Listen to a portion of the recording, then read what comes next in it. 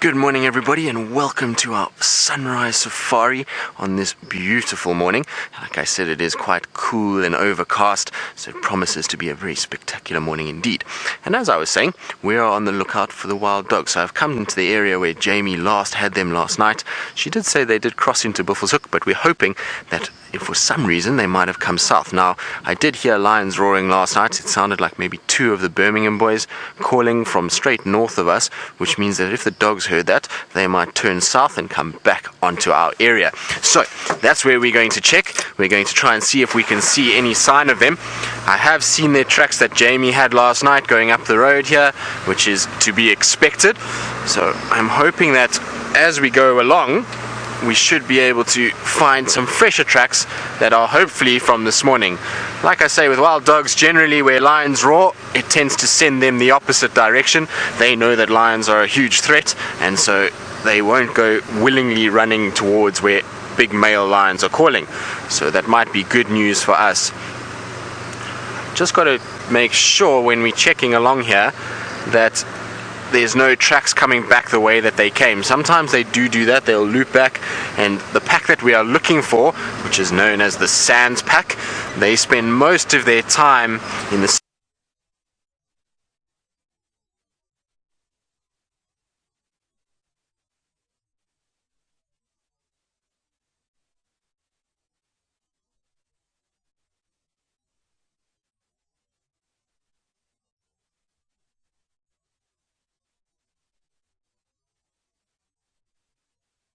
So, I wonder if this is the same guy. He is, like I say, quite a clever little bird. Now, we're going to carry on with our search for the wild dogs, and while we do that, just a little call. It's getting warmed up for the morning. Got to get the vocal cords warmed up. So like I was saying, we're going to carry on the search for the wild dogs, and so while we do that, I think let's go across to Brent so he can say good morning to all of you.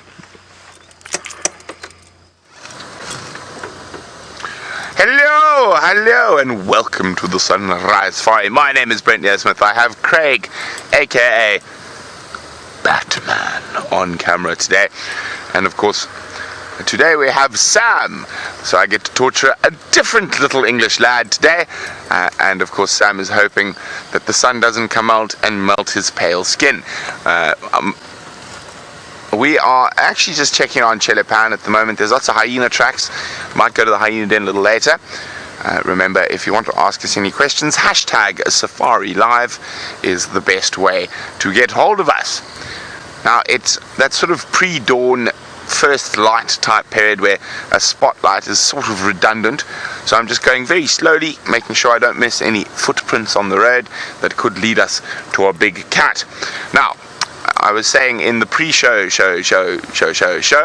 that I made a very bold statement at the end of February saying, I'll get to 100 bird species before the 12th of March when I go on leave. So we might have to do some serious birding just to get the common species out of the way. Yep. And so I think we can do it. What do you guys think? I think we can do it. We can get to 100 species. And I also think we haven't done a Who Dung It in a long time, so maybe we'll try fit a Who Dung It competition in. And I think we need at least 8 species of dung to choose from.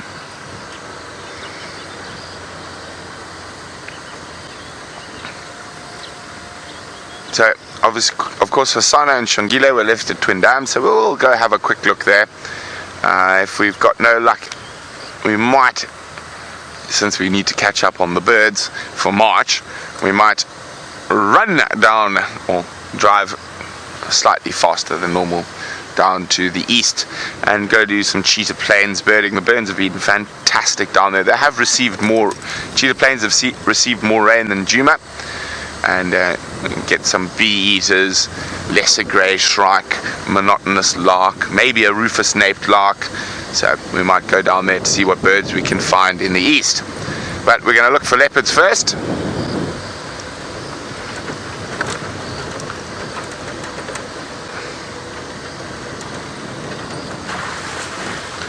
Oh, very quiet this morning. So far the lions weren't making any noise. mating pair are probably still around. Hopefully they haven't crossed into Torchwood, but we will leave those for Tristan to look for, hopefully finds the wild dogs. As I told him this morning, Tristan, I don't need to look for wild dogs, they're probably going to come to me, but hopefully Tristan hasn't seen wild dogs in a while, so hopefully he gets to enjoy some time with one of our favorite creatures. And who am I to complain? I'm looking for the royal family. Well, I think is it Saturday or Sunday? It's Saturday. Saturday today. Today is a rugby day. Yay! So lots of rugby to be watched, and I'm hoping my team does well today. They didn't do well last weekend. They were lost by 2 points, but they are playing at 10:30 this morning, and I'm hoping they cover themselves in a bit more glory than they did. And also, of course, it's South Africa versus New Zealand in the cricket today, and I heard South Africa were smashing New Zealand. They were 100 for 6, so I think we're going to wrap up the series and retain our #1 spot in the world. Okay, now it's time to start looking carefully for tracks. We've got into the area around Twin Dams, no tracks there.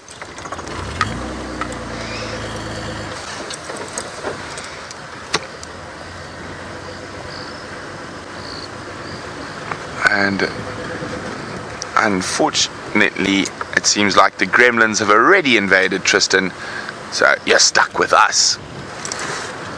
And you might see red flashing lights every now and then if we have a look at that ball of GoPros. I'm so impressed I haven't managed to break it yet.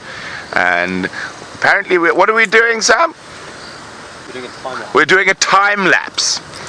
We're doing a time lapse, so that means it takes a photograph every 2 seconds and then stitches it all together.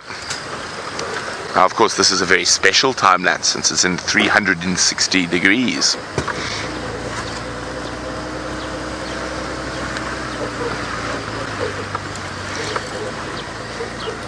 Now let us see, as we search 360 degrees around us, where the leopards are. So they could be anywhere here. Of course, there's always the possibility Karula has returned, fetched the cubs, and taken them off for a meal. It looks like Tristan has managed to stave off the gremlins with a long pole. Let's go see what he's up to. Indeed we have. On Buffalo's cut line, you've got to fight off the gremlins in various places, and so we've gotten past the worst point and all is okay. And it's now getting light enough to put away the spotlight, which is also great, because driving, spotlighting and talking is not my strong point at all, so I'm quite happy about that. Now, the tracks for the dogs, seems like the last ones that we had were going north into Buffalo's Hook, which is where Jamie left them last night, so that's not surprising. So I'm just slowly creeping along to see if any of their tracks come back onto the cut line and back into Djuma. So I'm hoping that they will. Like I say, this pack doesn't spend too much time up here. They generally hang around more to the west of where we are, and so I'm hoping that they just did a brief foray into this area and they're now going to turn back and come here. So big junctions on the road like this that we're coming up to are always good places to check. So I'm just going to use the spotlight just to be able a bit more light. Now, I believe Brent is trying to get 100 species of birds on camera before the 12th. He's going to have to go some. That's not the easiest of feats. Now, I have to admit that unfortunately I did lose to Brent in our February bird challenge, although I feel like there was some sneaky birds added here and there that I'm not so sure about. So he did win though, I suppose, and I'll give it to him, but I'm not going to hear the end of it. It's going to be a painful next few days as he gloats about his win, as only Brent Leo Smith can do. And talking of Brent Leo Smith, he's in a bit of a grumpy mood this morning, so everybody needs to be nice to Brent so that we can get him happy again. He's, I believe, tormenting the biome guys, and he wanted to torment some of the ladies in Final Control as well. So hopefully we can find something good for him that he will cheer up a little bit. So I just want to quickly go back and just check here. Thought I saw a sign of maybe the dogs crossing.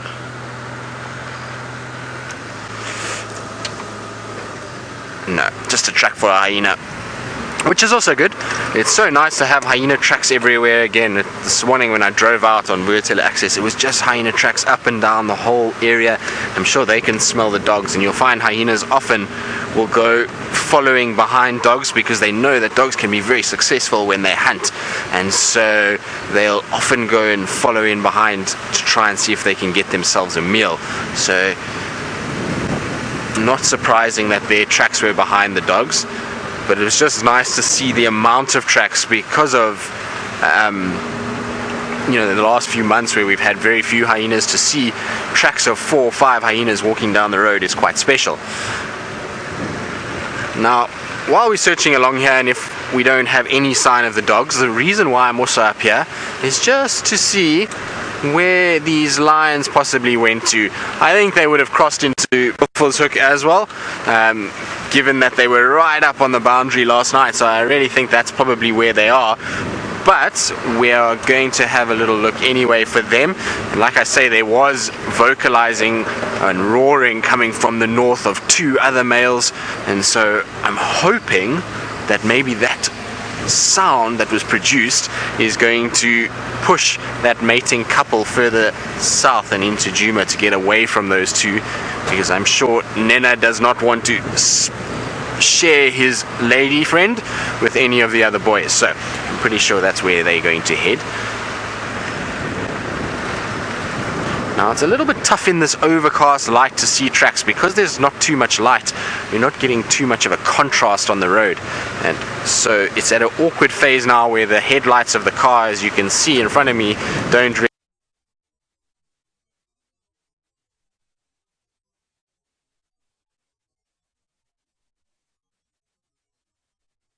quite a comical sighting a few weeks ago where the cubs were around the dam and watching this crocodile with great awe as to what this beast is.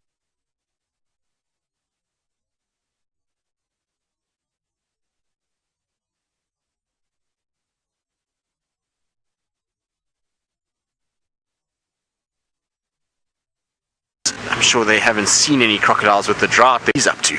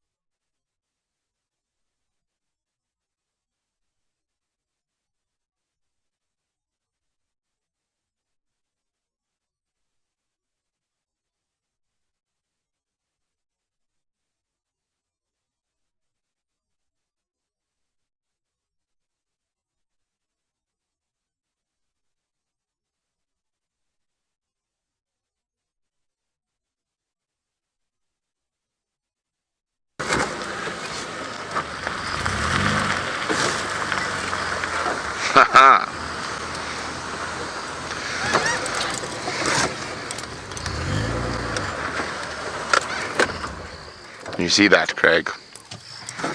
What did this? Haha. We have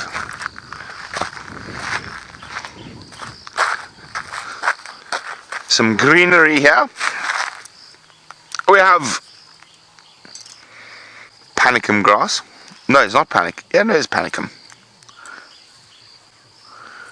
And we have some jungle rice, which is another grass species.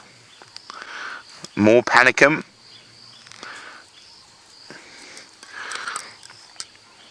Obviously, whatever was decided that this wasn't tasty grass and spat it out. It was a hippo that spat that out.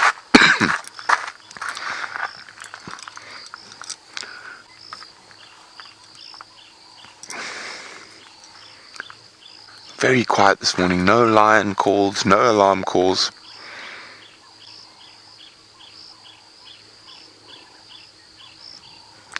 dove,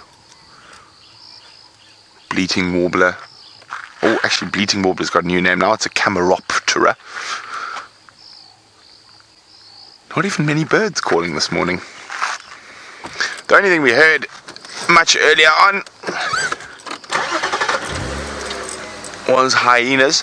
Ah, yes, well done, Jason. Jason is spot on. Indeed, I have olive oil in my right ear due to the fact some nasty little creepy crawly crept into my ear last night and was tap dancing on my eardrum, which was quite painful and very loud. So what happens when you get bugs in your ear? There's various different methods. Some people say put a light there and it'll move towards the light. Old wives' tale. The only way to deal with it is actually to put olive oil, cooking oil, anything that's very viscous into your ear and drown it. And then eventually your ear will expel it itself. But when you get a little bug in your ear, and if it gets deep enough, like this one did, that you can't remove it with a finger, it literally sounds like there's a... I'm trying to think of a really bad musician. It literally sounds like Sam Smith's going on in your ear. Oh, couldn't think of anything worse than Sam Smith in my ear.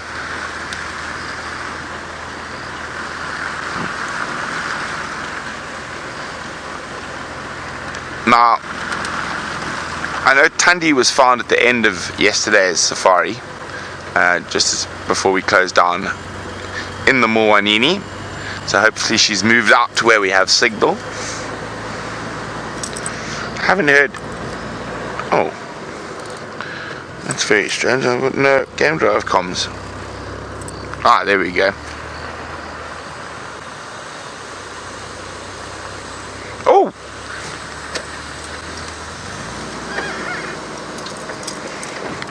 Time to change our direction. Let me just find out where Tristan is. Ah, Tristan is closer to a secret.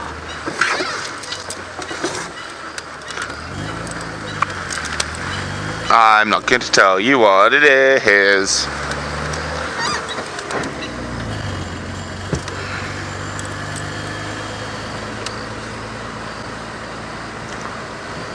No.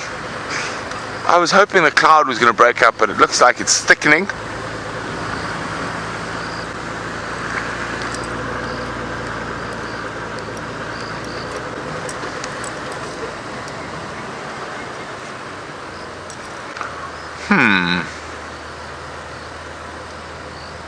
Where to next is the question. Let's go look for Thandi while I go search for Thandi. Let's go and see what Tristan is up to and where he's going. So we're still looking around for any signs of the dogs and the lions. We're on Buffalo Catland, but we've changed direction. I just want to see.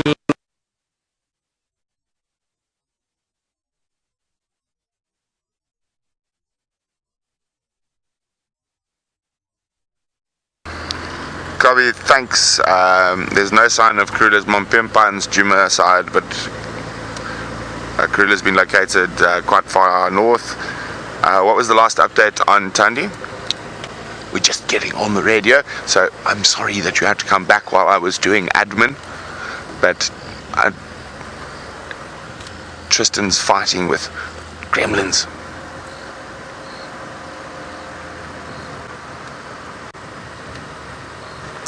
Copy, thanks so much. I'm going to check Gary Main towards there. Oh, there's some big raindrops landing on us. Is it going to rain? Is it a wise decision to go to Cheetah Plains? Are we going to get wet? What do you think, Batman? Are we going to get wet?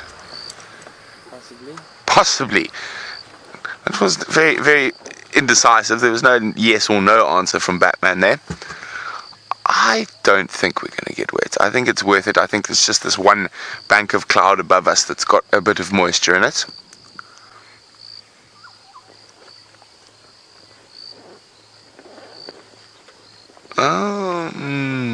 few big drops. So we are heading. Oh, there's another big drop. Well, I've just chatted to Amant from Chitwa. He's checking where Thandi last was, so we're going to check here very carefully for any tracks to see that she hasn't crossed to the north, hopefully.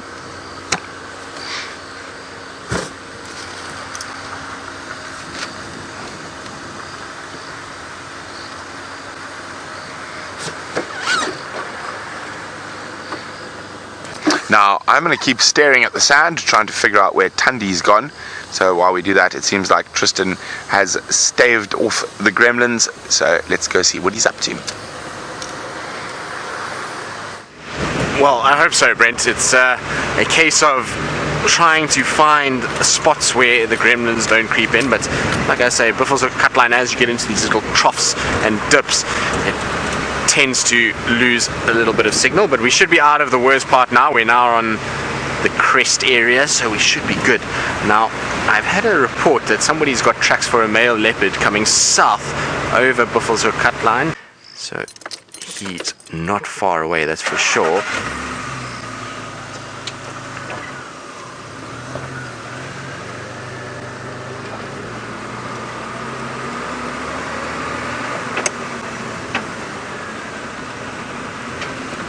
Sorry, so again, like I say, we've got these few little problems in this area, so hopefully we'll be able to keep signal. But like I was saying, that those tracks are very, very fresh for this male leopard, so I'm sure he's here. So Taxon's in the area to come and help us, and Aubrey is here as well, and I'm sure between the three of us we shall be able to find this leopard, whoever it may be. But like I say, wouldn't it be amazing if Mvula shows up?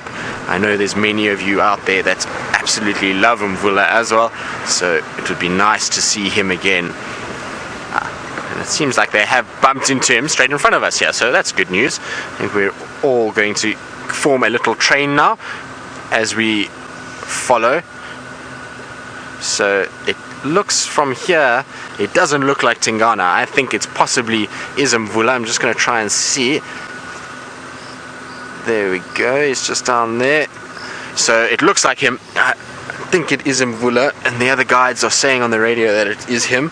So isn't that exciting? It's been a long time, like I say, since I've seen him, and I'm not sure how long it's been since the last time we saw him on live drives. I'm sure it's been quite a while. He's not an animal that spends a lot of time in this area. Morning everyone, thanks Aubrey.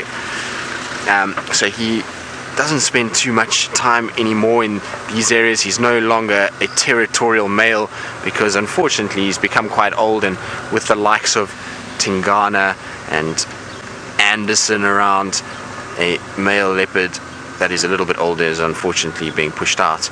So like I say, now because we are with the commercial vehicles that have guests, we will play a leapfrogging game, so we'll all get a chance to be in front. So we'll just go into different areas with the pressure from the other males. But you can see, look how worn those ears are. Those ears are all tattered, which is the signs of an old male leopard.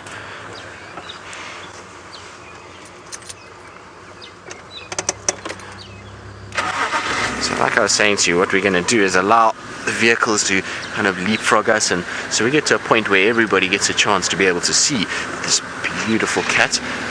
It's one of those systems that works really well because in the time it takes to find this animal, if you've got three vehicles, it always is much easier to find them. You can check different areas together, so it allows for everyone to get a chance to get into the area and help one another out. And then when you find it, it really isn't too bad. Everyone just takes a few minutes to be able to watch. Now, we're not the only ones out here. It's not just myself and lanky Leo Smith. There is a feminine touch to our morning, so let's go across and say hello to Jamie while we follow this male down the road.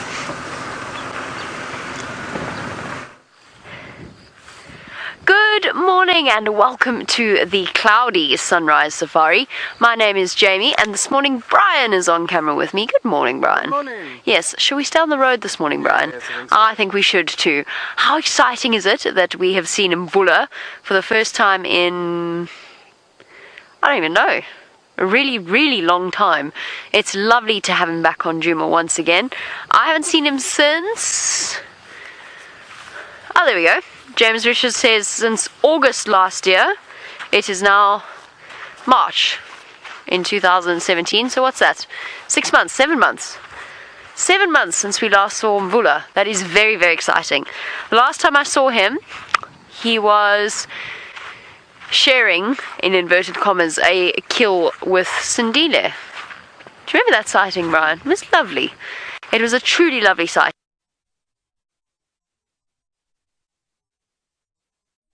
So I've been having a chat with Rexon, who is with us on walk this morning. He's disappeared somewhere into the distance ahead of us. He sounded most disappointed. He was saying, there's no leopards, we can't walk Karula, she's to the south, can't walk the lions, they're to the north. I was trying to tell him that we're going to have a fantastic walk anyway. We just maybe are not walking the big cats. Sorry, that's thoroughly entertaining. Look at that.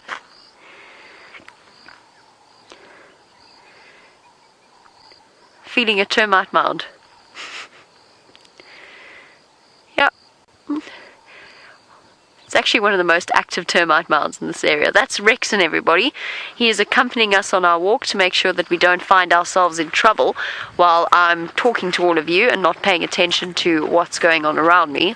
Not paying attention, but potentially missing dangerous things while I'm chatting to all of you and getting your questions. And on that note, questions can be sent through on #SafariLive on Twitter. Let's go and find out if there's some hot air coming out of that termite mound.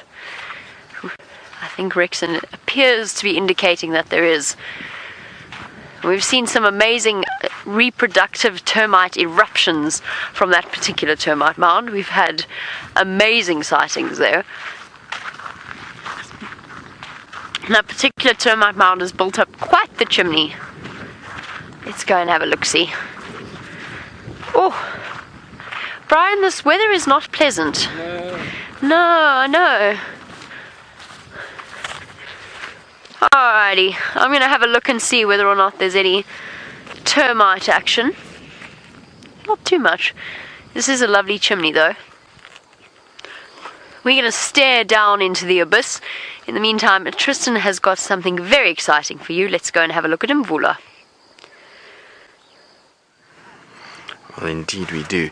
It doesn't get much better than seeing the old boy back in his area again. Like I say, it's been such a long time, and he still looks really good. His shoulder area, lots of muscle, but he's not actually too bad. It's just his face and his ears that have lightened up a little bit, and you can see lots of sort of cuts and nicks in those ears that show a life of hardships as a male leopard. So he's looking okay, but he's definitely aged somewhat since I last saw him.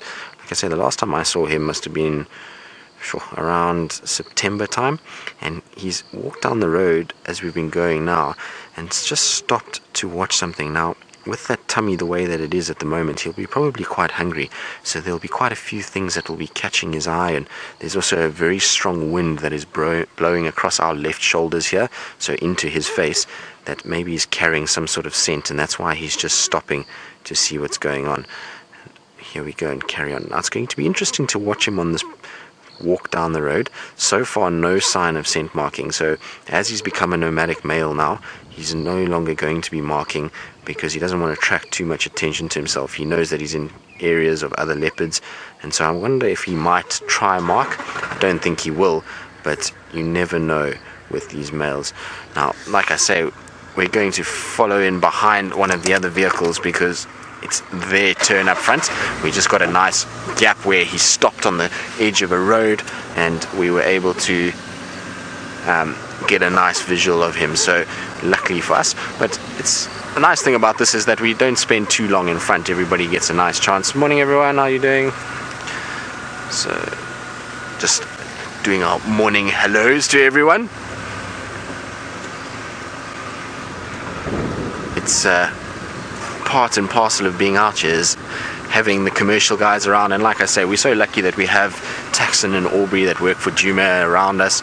They really are very accommodating to our needs and how we do things, so it's always good to be with them. So we're just going to let some of the guests get a couple photos before we come across.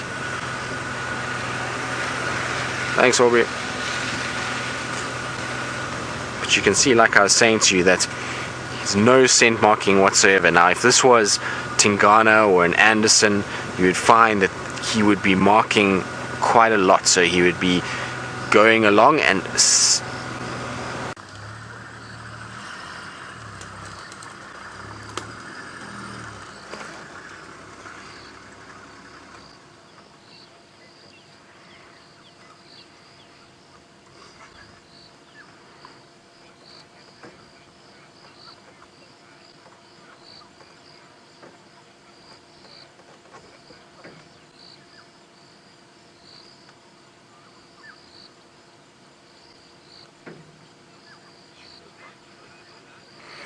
so he's still having a drink, and like I was saying just now, that he is very tolerant of different types of water. Now, we did have rain last week, but this water is fairly stagnant. It's not moving in any way and has been probably wallowed in by a number of animals, judging by the mud that's around it and all over the road.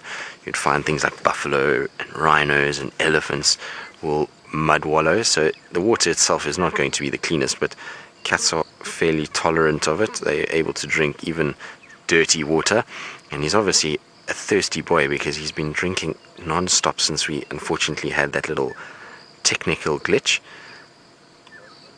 and is continuing to do it, and he's lapping it up quite quickly as well. But it's immediately noticeable how much lighter he is than Tingana.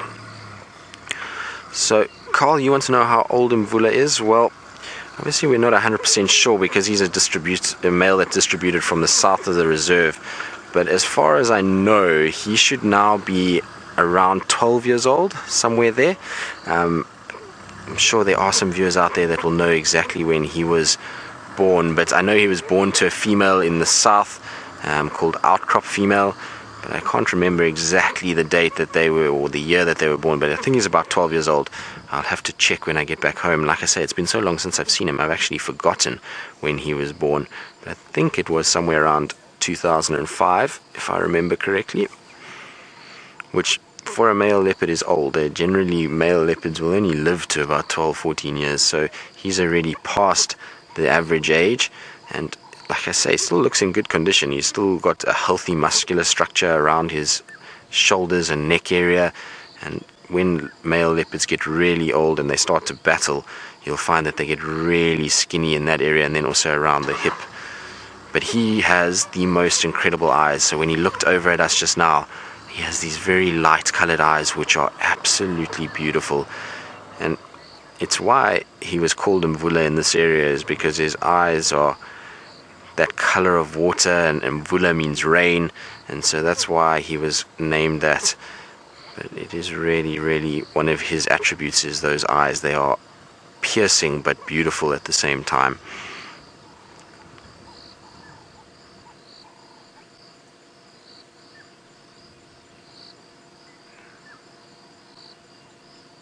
But you can see, look at how many ticks on his ears, and that's why his ears look that way, of all the years of ticks crawling up and latching on, and him trying to pull them off. Little bits have been taken away, and the ears have become far more tatty as he's gone on, and you can see them all over the back of the head. So he's been a bit naughty, hasn't groomed himself very well. It's difficult to get behind your ears, but they use their paws generally a lot of the time to clean there. I had a sighting of Tingana the other day, and between his shoulder blades he had a patch of ticks. It looked like he was almost farming them. Alright, but he's going to carry on.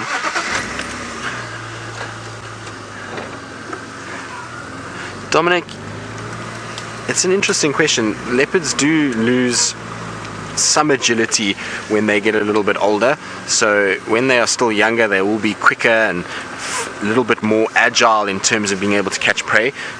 And then as they get older, it's much like people. Our muscles start to break down, our ligaments and tendons start to calcify a little bit, and it becomes hard to be able to move around the food that we're looking for. So yes, he will probably lose a bit of his speed and will unfortunately get a little bit slower as he gets older, and that's going to mean that in the end he's going to probably have a tough time of it when he gets to the last few months, because he's not going to be able to hunt effectively, and so you're going to end up in a situation where the weaker he gets from starving, the more difficult it becomes for him, and the less food he gets, and then eventually he then passes away.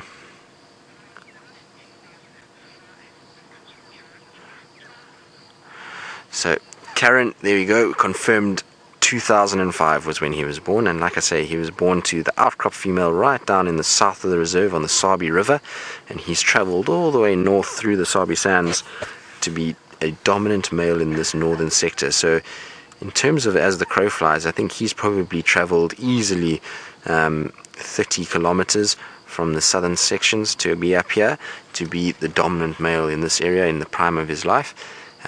So that's quite a long way. Now, he did have a litter mate. He had a brother when he was a cub, but no one knows where that brother ended up or what happened.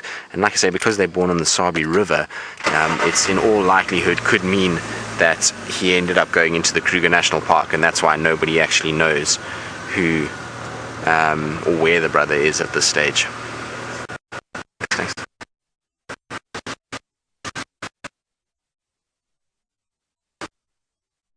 So Marco, you're asking me if I've ever seen Mvula's brother, and you're asking if his name is Vin Diesel. So this is a big misconception. Vin Diesel does not come from the same litter as Mvula. They are in no way the same or brothers. This animal here, Mvula, comes from outcrop female, and Vin Diesel, or Mvula as we know him in the south of the reserve, came from outcrop sister warthog wallow female. So they are from different females. They are related, but indirectly. They are not from the same mother, and nor are they litter mates. So a little bit different. And Mvula, he is dominant down on the Sabi River around the Paul Kruger Gate, so around Sabi and Lion Sands. That's where he's dominant. But yes, they are not litter mates at all. Mvula is a slightly younger male than what Mvula is. As you can see, he's salivating a little bit after drinking. Now, often when the leopard salivates, it's the presence of another leopard in the area, which I don't think is the case now, but just interesting to see that he's busy salivating at the moment.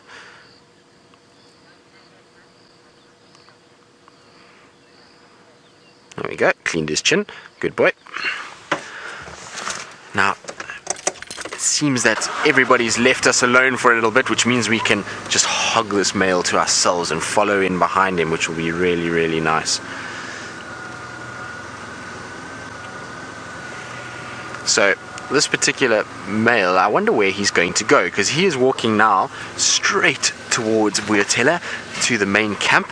So if he continues on the road that we're on, we are going to come straight through the camp basically. So those of you that are on the dam cams, be on the lookout for him. He is heading in that direction, and he is now right in the heart of Tingana's territory, so he's looking for trouble by being here, but that's probably why he's not scent marking or vocalizing or anything like that. He's trying to fly under the radar and just see what's around and see if Tingana is actually actively patrolling. Also, after the rain that we've had, most of the scent marks have been washed away, so if Tingana hasn't been up this way to scent mark again since the rain, then this male won't be that sure that there is a dominant male in this area at the moment. So that's probably why he's here and having a look around. Now we're going to keep following him and see if maybe we can get ahead of him so we can see those beautiful eyes. And while we do that, let's go across to Jamie, who's got the organized small little termites. So incredibly organized that they're actually making me feel slightly inadequate in terms of my approach to life. And Tristan's absolutely right. They are fascinating to watch. I'm so excited that you've seen Mvula, by the way. Brian, our termites sort of pale in comparison, don't they? Yeah. I know. But at the same time, they are fascinating, and I've just been sitting watching them and thinking profound thoughts about the nature of life and working and what it must be like to be a termite, essentially. I've been watching all of the workers, and you can actually see them laying down the mud as part of their extension to that termite mound. And it's the same termite mound that we were looking at earlier, I think. I think it's the same colony. They're just expanding. And it makes me think of human beings, this constant outward expansion of their termite mound. And it's kind of got me questioning why. I mean, obviously the termite colony grows constantly. Do they really need more space, though? It's just this complete natural instinct to just keep building. Unfortunately for them, they've picked a road. So this particular patch that they are spending hours and hours of their day is going to be gone in the space of a few seconds, especially if Mvula comes this way, which looks like he might. And watching the way that they go about it, that little head shake, that little head rock, as they place the little rocks and stones and pieces of sand. Oh, soldier attack. sorry. That was terrifying. That was so rapid. Now, Ash, you want to know, why do the termite mounds give off so much heat? A couple of reasons, Ash. One of them is the fact that you've just got a lot of little animals, and like all animals, they're giving off metabolic heat, just like human beings. Admittedly not as much, but when you pack in thousands in a termite mound, you've got that sort of situation. And then you've got the fact that these are fungus farming termites. So they have fungus in their termite mounds that they are taking care of and nurturing. And as the fungus breaks down the various wooden particles that the termites bring it, they release heat as well. And that's actually one of the reasons why termite mounds are built, because it's basically a chimney system or a vent system where they will place various vents in various areas in order to cool down their home. So of course a termite mound is basically 1/10 maybe of what's actually going on below the surface, but they are very, very important, because it's a way of cooling down the termite mound. They open up the vents, they shut down the vents, and Brian, it was warm, that air coming out of there. Yeah. Admittedly it is a chilly morning, but it was really toasty warm. Although I always find that heat from a termite mound slightly odd, because it's kind of humid. Yeah. It's a very damp heat. Yeah, Brian agrees with me. Now, I've sat and watched these termites with a deep degree of fascination, and they've basically closed up this whole... Initially, this whole thing was open. Now they've almost closed this bit, and they've almost closed this bit. This one chap did such a good job. He brought in a whole pile of sand particles. I don't know why I find such fascination with watching termites. I know we do it regularly on our bushwalks, but on a cool and cloudy day, you get a sort of unparalleled view into their lives. And it just... I know it's not. Obviously it's not. Nothing out here is pointless. But it feels so pointless. This little mound in the middle of nowhere. This little extension of their termite colony. Why? Is it the beginning of a termite mound? I guess it must be. Louise wants to know if I'm having an existential crisis. Luckily, Lou, I don't have to do the same job as a termite. That would be most unfortunate, wouldn't it, Brian? Imagine if we had to do this all day, every day. What would you be, Brian? I think you'd be a soldier termite. I don't think you'd be a worker termite. Yeah, I don't know. You don't know? I'm not sure. I'd probably be a worker termite. Hello. So odd. And you've just got these soldiers lined up next to the workers doing absolutely nothing except protecting them. Just standing there. Like, what do you call... Oh, goodness. What do you call those guards in the UK? With the hats, the fuzzy hats. Oh, what are they called? Drawing a complete blank. You know what I mean, though? The ones that never move. Yep. Despite one's best efforts as tourists in the UK, which I'm sure they get very irritated with.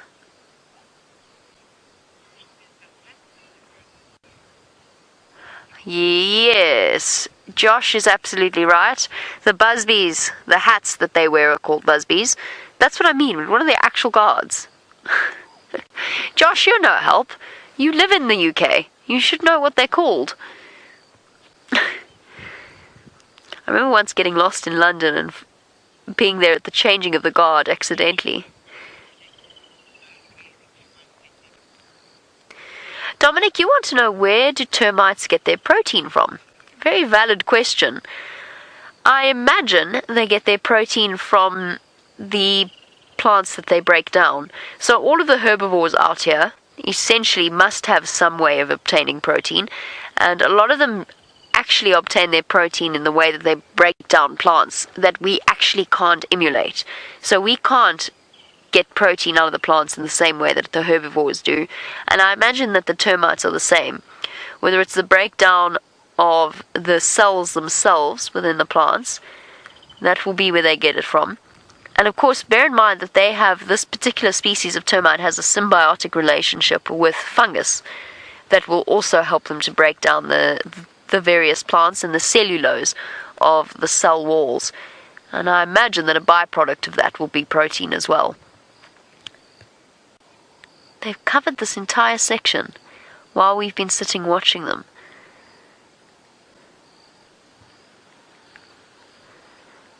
It just feels so odd. Hello. Yes. Yeah, have some entertainment. Surely you must want some entertainment with your day. Oh, okay. Apparently they are called the Queen's Guard. Okay. What if it's a king? I presume they are then called the King's Guard. Although, at the moment, the Queen's Guard, but presumably the King's Guard as well. So that's basically what these soldier ants, or termites, remind me of. They remind me of the Queen's Guard. Completely impervious to anything that's going on around them. Beef eaters. That's actually what I was thinking of. I was thinking of beef eaters. So soldier termites are basically beef eaters of the insect world, waiting for something to come and attack the worker termites. And the worker termites, completely oblivious to me. Alright, so they duck in. But essentially, even though I'm touching the various soldier termites, the workers just keep laying their stones. There's definitely a metaphor for life somewhere in this, Brian. I'm trying to avoid making the comparison because it's quite depressing. But what a weird exercise. This is how termite mounds start, with little structures like this, added with little structures over here, like this. Here you go.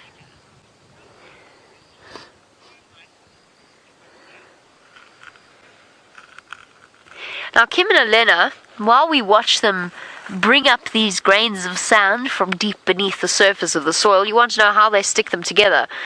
They've got quite a sticky saliva mix that allows them to basically cement the sand in place.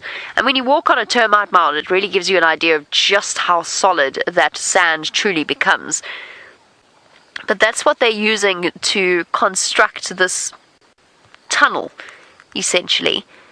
And if this were not a road, and it is unfortunately a road, sorry termites, I hate to break it to you, but what you're doing is completely pointless. But if this were not a road, this would slowly but surely get bigger and bigger and bigger until it joins up with the one behind it, the one next to it, the ones that they've built all along this road, probably for about, I would say about 9 feet along the road itself. And then all join together, and you've got the sort of beginnings of the tunnels that the termites create within their termite mounds. So this is the beginning of a termite mound. Unfortunately for them, it's a fruitless beginning. But I mean, oh goodness, my ankle's locked from sitting still so long. But you've got that one and that one and that one, and those are all going to join together and make a massive termite mound eventually. Or in theory they would. Unfortunately for them, it's a road. Sorry, termites. I hate to break it to you, but this is all for nothing. You have just spent hours of your lives building something that is for nothing. Quite depressing, actually. Oh, sorry, Brian. That was entirely my fault. I'll just headbutt Brian. While I attempt to sort out my morning issues with spatial awareness, let's go back to Tristan and Mvula.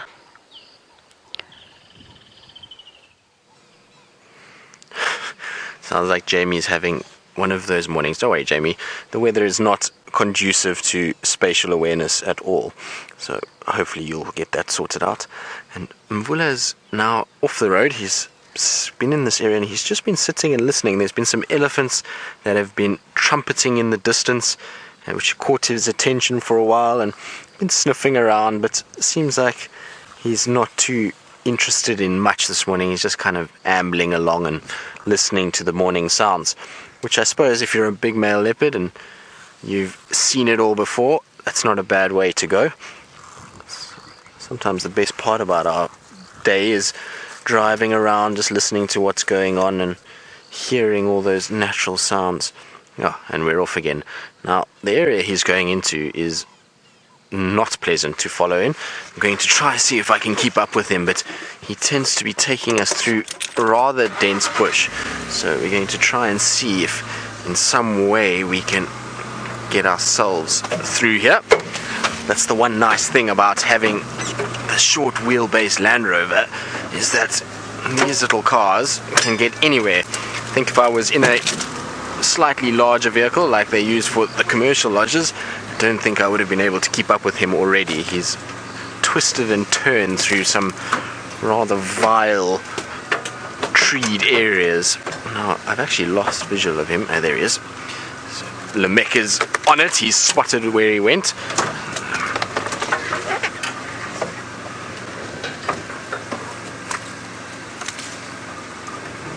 So, Michael, you're asking if Mvula doesn't have a territory anymore, where has he? Has a nomadic lifestyle, so he has been everywhere. He's been seen on Simbambili, in Koro, Buffelshoek, Manyeleti, so he has moved quite a bit over the last few months and has put himself all over the areas that he knows. And basically what he's doing is that even though he's not territorial anymore, he's still moving within an area that he used to occupy, but he's no longer scent marking or vocalizing. So he might not be a proper territorial male, but he's still utilizing the range that he had as a territorial male, and he's basically just avoiding all the bigger males. So as the bigger males move and call and make a noise, so he then, sorry, I'm just going to try to get out the way here, he can then move into that area. So it's just a nomadic lifestyle for now, and if another bigger male comes and they have a huge fight, you might find that he's going to end up in a different area and push into parts of the Manyeleti or maybe even Kruger National Park. Alright, so he's just sat down, so I'm going to try and see if I can just get us into a better position. So Miss Sky, yes, females will still mate with him. In fact, I know the Shaluva, I think it was, I'm not sure which Shaluva it was, but she was mating with him during the middle of last year, so I would imagine that they do still mate with him, but it's only because the opportunity is there. The noise of that mating is going to attract other leopards, and he's then going to probably be chased away. But a female will mate with whichever male is able to find her and to start covering her. That drive to mate far outweighs the sort of knowledge of whether he's dominant or not, and still he's a big male, so he's still imposing in that way. And for him, if he can take the opportunity to mate again, he will. He wants to spread his genes as much as possible, so even if he's not territorially marking or vocalizing, he'll still mate given the opportunity. But I haven't heard of him mating since he mated with Shaluva last year. I think it was in June or July, somewhere there. I think that was the last time I've heard of him mating with any females. I don't know if maybe Brent or Jamie has heard of him mating with anybody since then, but I don't think so.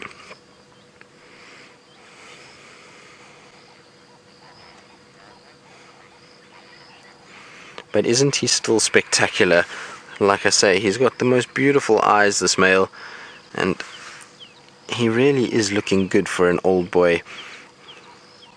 I must be honest, when I saw him last in September, he was eating a porcupine and he was starting to look quite tired and starting to show a lot of wearing, and I thought, well, this is probably the last time I'm going to see him. But today he looks really good. Like, he looks as though he's still strong for another maybe year or so in him, which is really good news for all of us.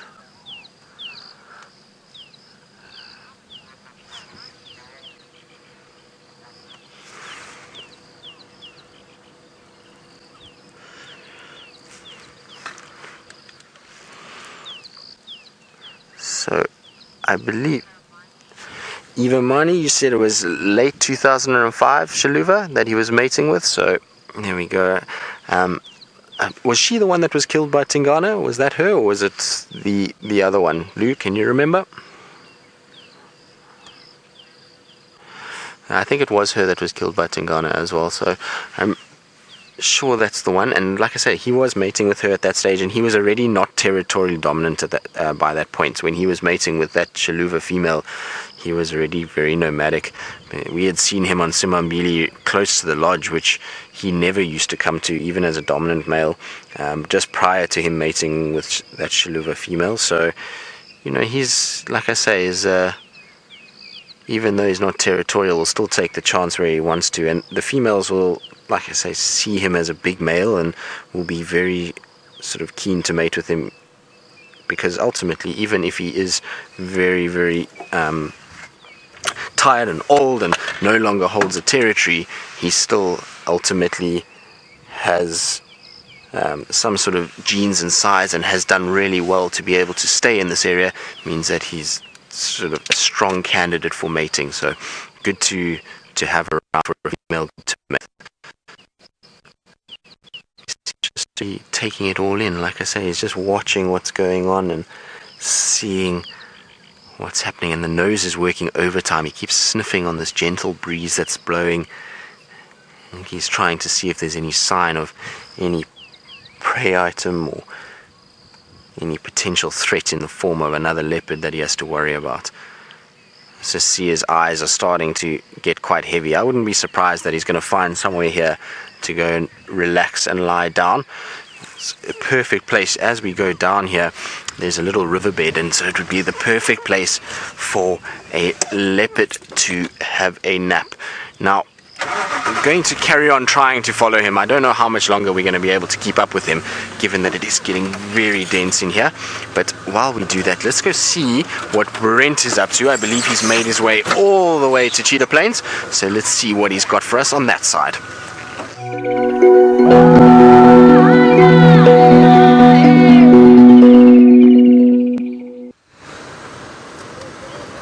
Okay, so we've made our way all the way to Cheetah Plains, and the sun is about to burst through the cloud. It's quite pretty at the moment. So there we go.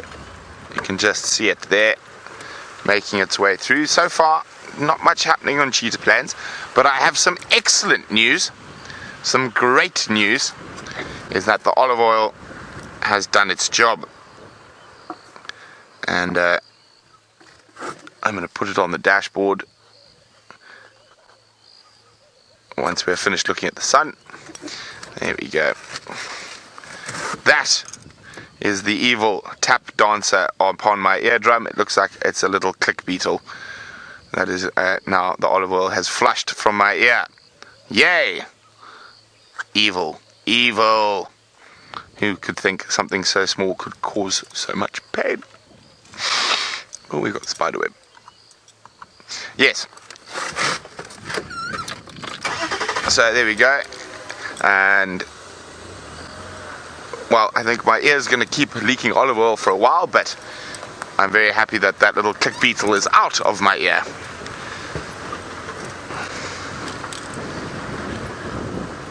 Oh, bugs, bugs, bugs. Now this is a bug you've got to be very careful when handling. because otherwise they make a oh no, it's not what I thought it was. I thought it was a stink bug. It's actually sorry Craig, I need to try it. I'm going to turn it so I can try to see it's proboscis. It is what... Oh no, I must be very careful now. Come off. Off. Good little bug. Now I want the bug to turn so we can see it sideways, and so we can see its proboscis. It is something that can bite. No, don't climb onto me. It is a cotton stainer assassin. So it's an assassin bug. You can't really see it now, but its incredibly long proboscis is wrapped up underneath. There we go, that's what I need. Let us try gently. Is it? I can't really see.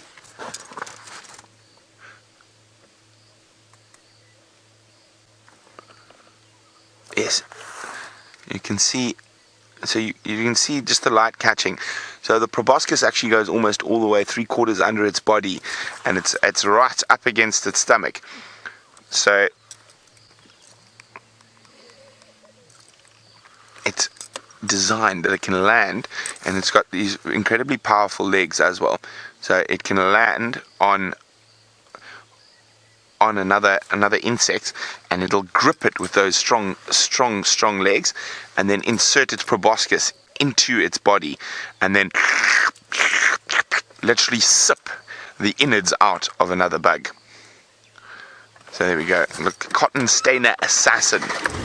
Now assassin bugs can bite quite painfully, and also when you do get stung, or not stung, actually bitten by them, they can cause quite bad infection because their mouth parts are filthy. Now we've got 100 birds to get to, and I don't even know what bird number we're on for March so far. Oh, we've got some tracks of a hyena, and we're gonna start really trying to click up quite a lot of the common birds, the ones that are so common we forget to look at, and hopefully down on Cheetah Plains we might find something unusual. Now let's go across to Jamie, who's with a very tall thing.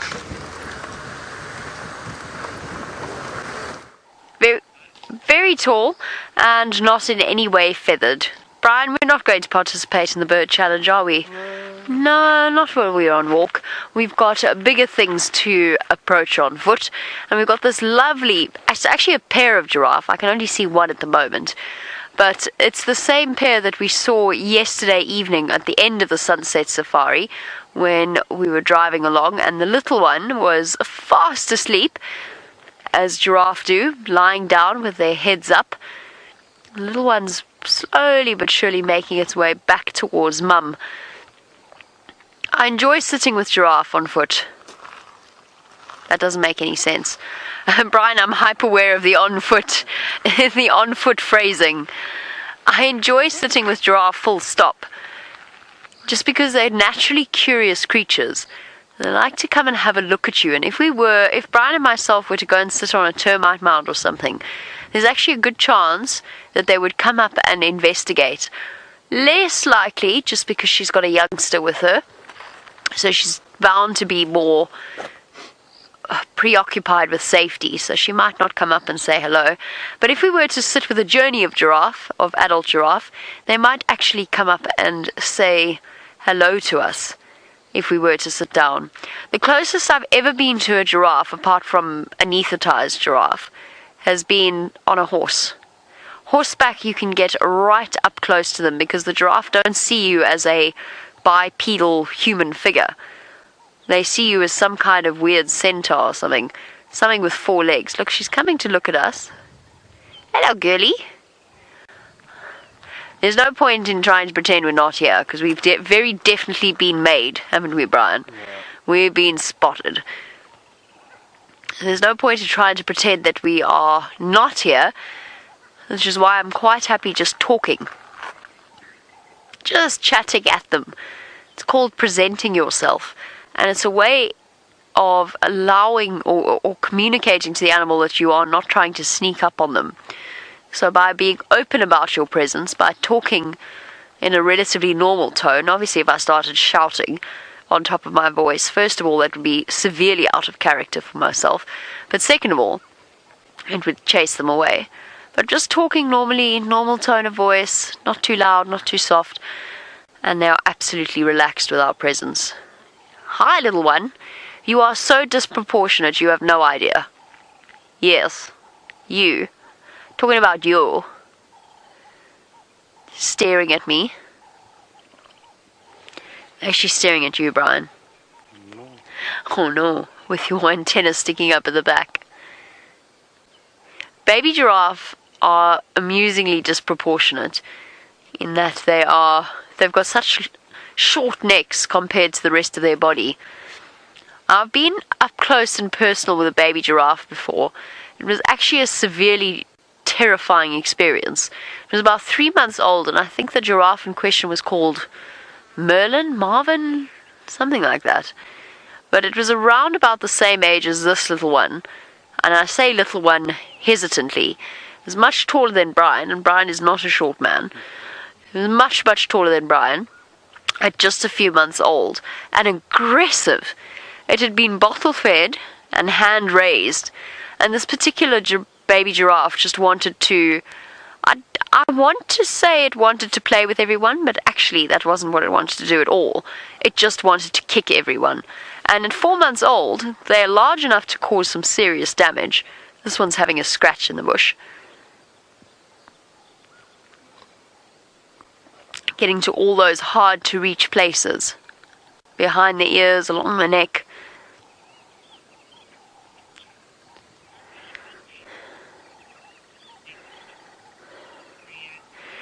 Now, Mariandria, you want to know how long is the neck of a giraffe. Should we try stroll a little closer, Brian? See how far they'll tolerate us. Mariandria, it is over 2 meters long. So over 6 feet in length.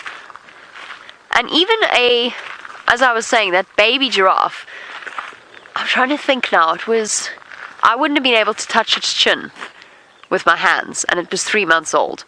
They are actually really tall. I know that probably goes without saying, but they are actually really, really tall creatures, even just after birth. Hello, my girl. Would you mind if we came up to say hello? Or perhaps you'd like to come up and say hello. Hey? See, look, we're just walking past.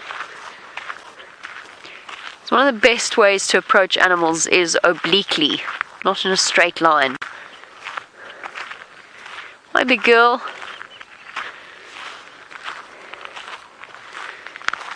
There are some very limited circumstances where giraffe have actually charged people.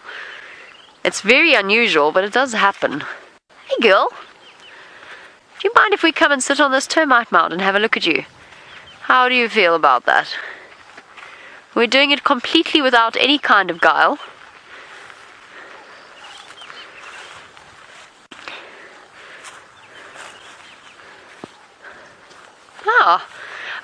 Sorry, I didn't quite fully hear your name, but I think it was Wilberfett. Wilberfett? Is that right? You want to know...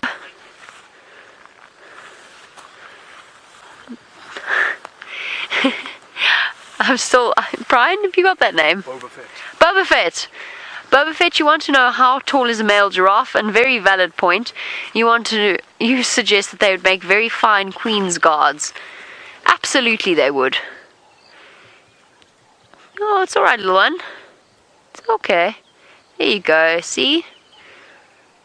There we go. Nice and calm. They would make very fine Queen's Guards. The record-breaking giraffe was a male giraffe that was 6 meters tall, which is what, 18 feet? Over 18 feet? That's absolutely massive. Your average male giraffe is probably around about 5 meters tall.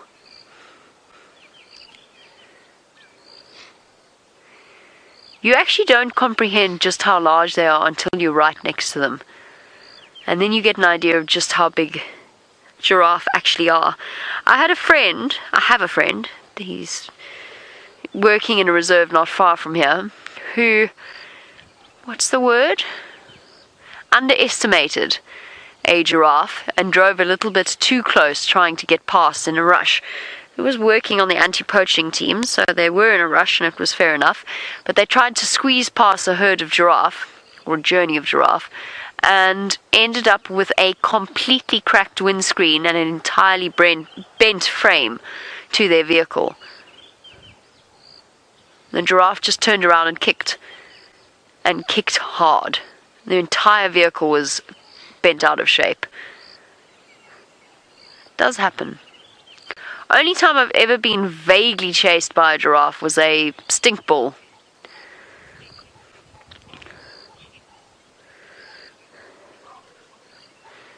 I bet you want to know how many of the newly decided 4 species of giraffe there are in Kruger. Just the one. We only have the southern African giraffe in this particular area. Sorry, I'm half listening to the call of baboons, alarm call of baboons. I think that must... I think I can actually hear Tristan on his way through. That must be what the baboons are calling at. And Mvula wandering through. So we've only got the 1 species. That's one of the things that we, of course, are very excited about when we go to the Mara, is seeing different species of giraffe. There's so many different, well, not so many different, there's a couple of different subspecies, and there are different species properly of giraffe that we're very, very excited to see. I want to go and see the Rothschilds. Not that you're not very cool, Madam Giraffe. I've seen quite a few of you. It'd be nice to see something different. She's going to wander off now and disappear. I think we need to probably have a word with Tristan as to where he's going to pop out. Mvula's quite relaxed on foot. I'm not too worried about Mvula. But I don't want to ruin anybody's sighting by being just there all of a sudden.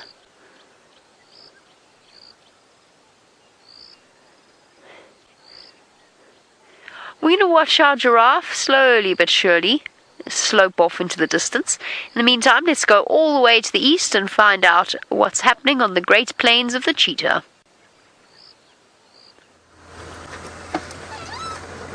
Well, I've decided we're just going to have to start from scratch with this bird list. Number 1, a Cape turtle dove. Top right. There we go. And to make sure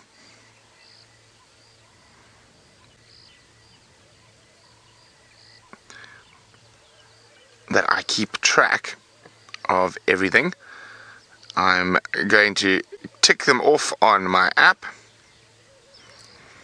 Turtle dove.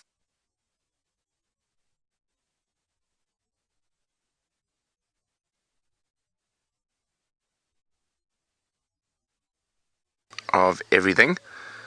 I'm going to tick them off on my app. Turtle dove.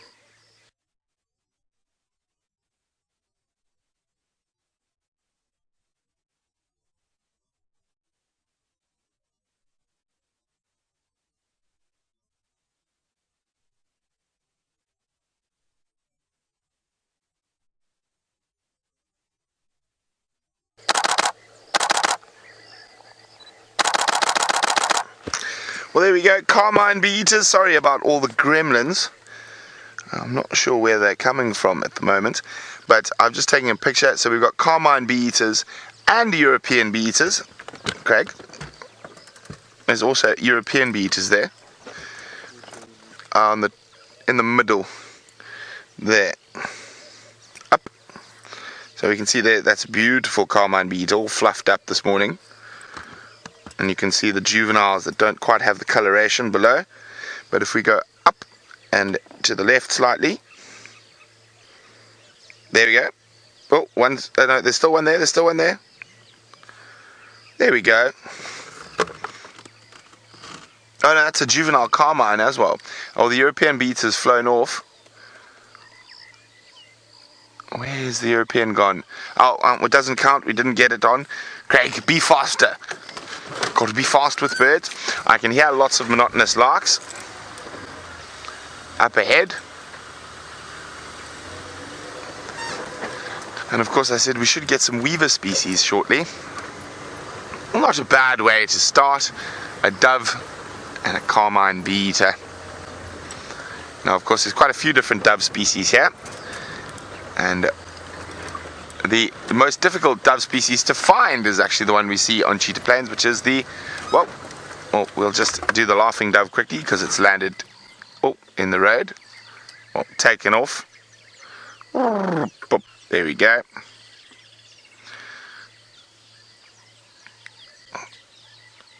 Laughing dove. Tick.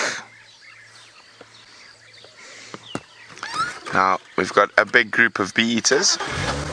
I'm not bee-eaters, weavers that are nesting inside buff pan, so we're going to go to a spot where we can see them.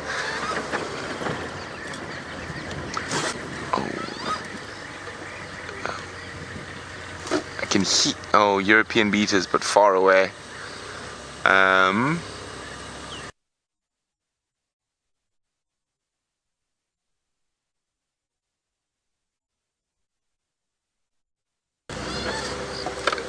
Now, of course, in the weaver colonies, the most common one is the village or villatine weaver, but sometimes you might see another species also. Ooh, bird of prey.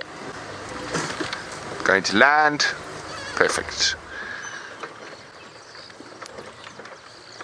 There we go, we've got a big eagle up there. Aha. Aha. Now, remember, with our true eagles, we're looking at the gape. The gape is the length of the mouth beyond the eye. But we do know what this one is. It is a Wahlberg's eagle. A dark morph Wahlberg's eagle. So that's another one for the list. And just go off to the right of that Wahlberg's, Craig. There's another bird sitting on the top of the tree. There we go. It's very upset. And it is the villatine weaver. So, Wahlberg's eagle. So, and we've got the weaver. We're just working through, getting through some of these species because we've got a lot to go still in March.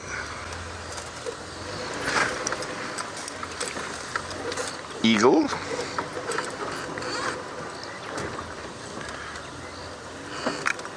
Eagle. And Wahlberg's. Tick.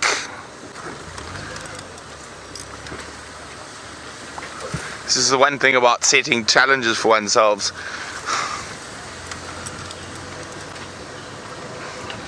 Okay, we should be getting a monotonous lark soon. I can hear them calling.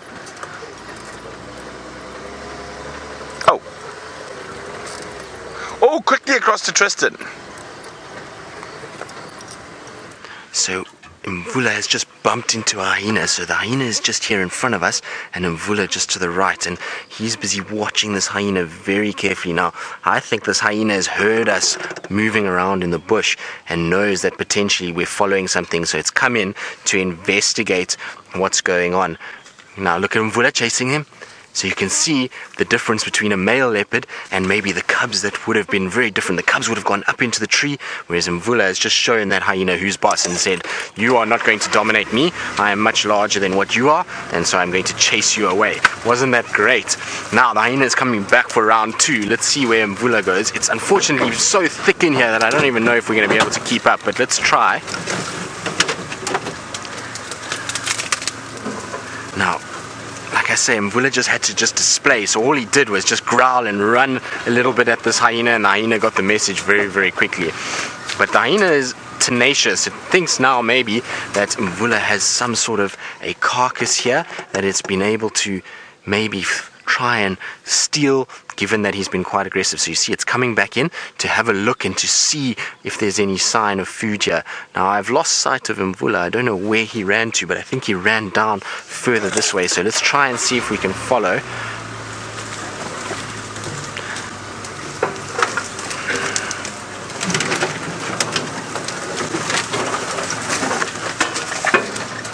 So you see the hyena's got its nose down. There's Mvula there.